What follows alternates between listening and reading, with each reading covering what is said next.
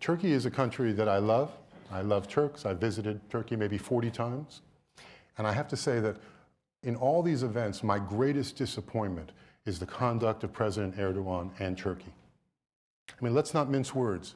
The Turkish government denies it, but in fact, they ran the jihadi highway through Turkey, in Urfa, into Syria. They provided logistics.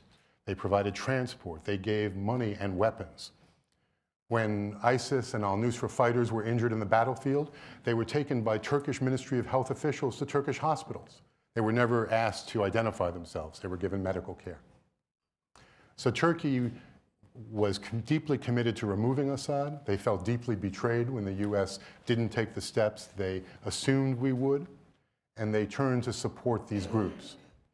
What they didn't realize is that these groups would in fact turn on them.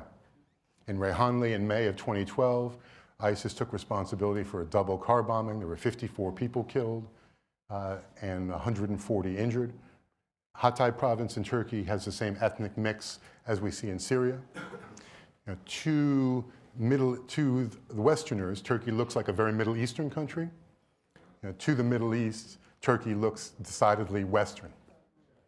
So it was always a fool's errand on Erdogan's part to think that they could support ISIS and control them. That would never have been the case. But support them they did. When Kobani's battle was underway, you saw images of Turkish tank battalions parked on the hill above Kobani, literally just watching as the slaughter ensued.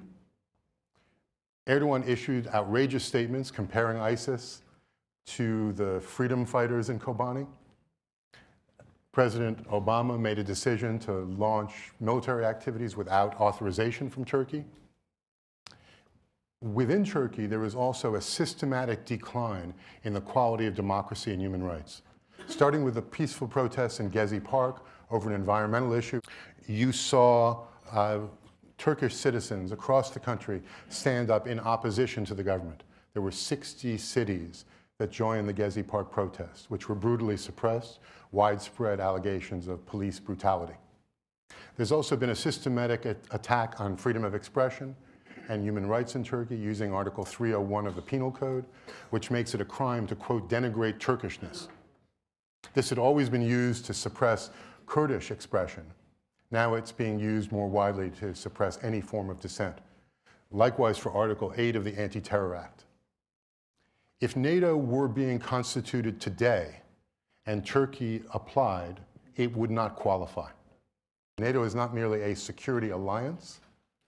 NATO is a coalition of countries that share values.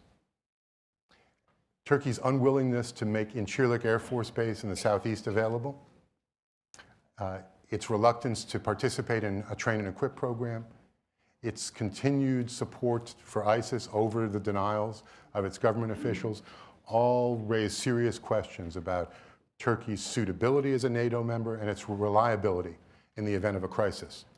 Turkey signed a recent gas deal with Russia. If there's a NATO response to Russian offensive beyond Ukraine, can Turkey be counted? So I submit to you that based on Turkey's recent behavior, they've proven themselves unsuitable as an ally.